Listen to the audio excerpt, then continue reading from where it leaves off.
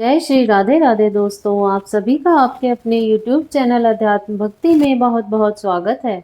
आइए आज आप सब सुनेंगे भाई दूज की कथा। कार्तिक मास शुक्ल पक्ष की द्वितीया तिथि के दिन भाई दूज का त्योहार मनाया जाता है। इस दिन को भैया दूज, यम द्वितीय, भ्रातृ द्वितीया, भाई दूज आदि नामों से जाना जाता है।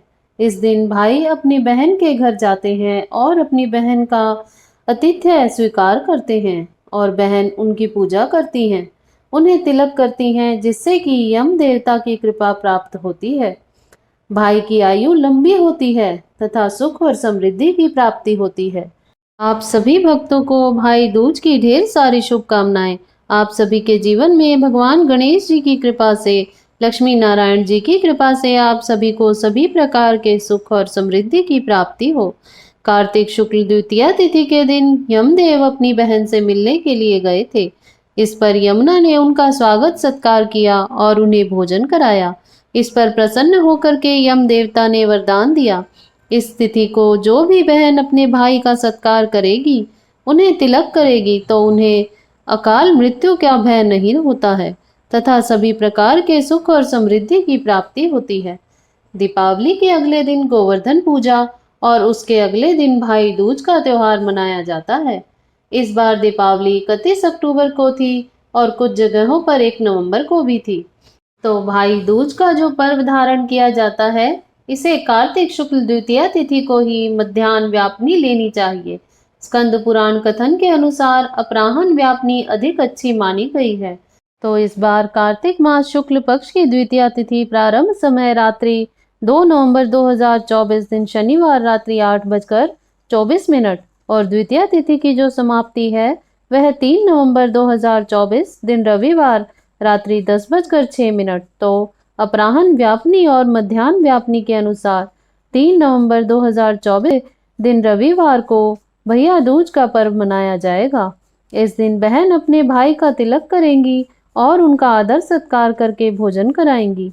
3 नवंबर को ब्रह्म मुहूर्त का समय सुबह 4:51 से सुबह 5:43 तक होगा।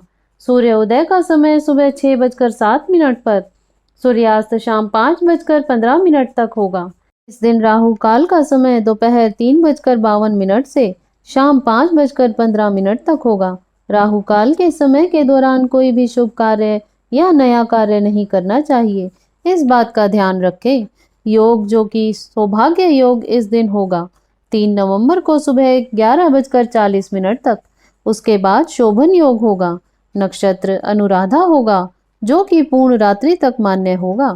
3 नवंबर को विजय मुहूर्त का समय दोपहर 1:54 से दोपहर 2:38 तक होगा और अपराह्न व्यापनी जो समय है वह 3 नवंबर को दोपहर 1:10 से लेकर के दोपहर 3:22 तक होगा।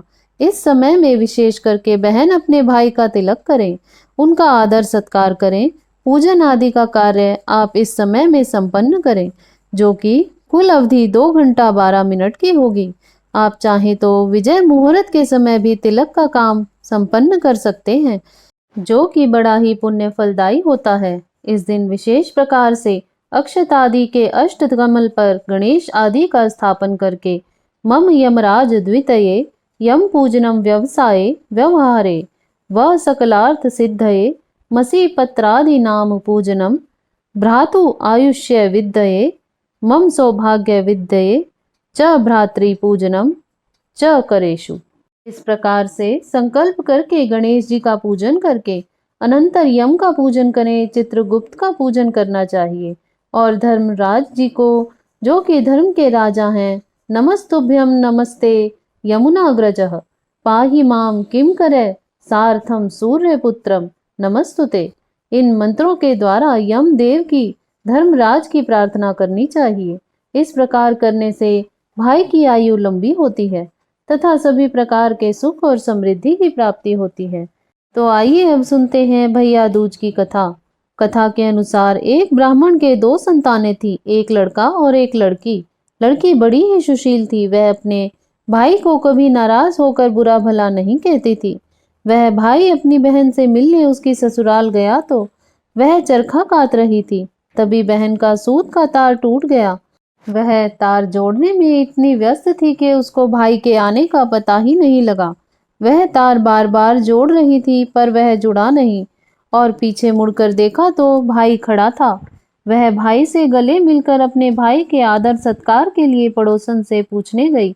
उसने तेल का चौका लगाकर घी में चावल पकाए, परंतु चौका सूखा नहीं और चावल पके नहीं। एक दूसरी सहेली से पूछने पर गोबर का चौका लगाकर दूध तथा पानी में चावल डालकर खीर बनाई और भाई को खिलाई। दूसरे दिन भाई के रास्ते के लिए वह चक्की में आटा पीसने लगी। आटे के साथ चक्की में सांप पिस गया और उसे पता नहीं चला।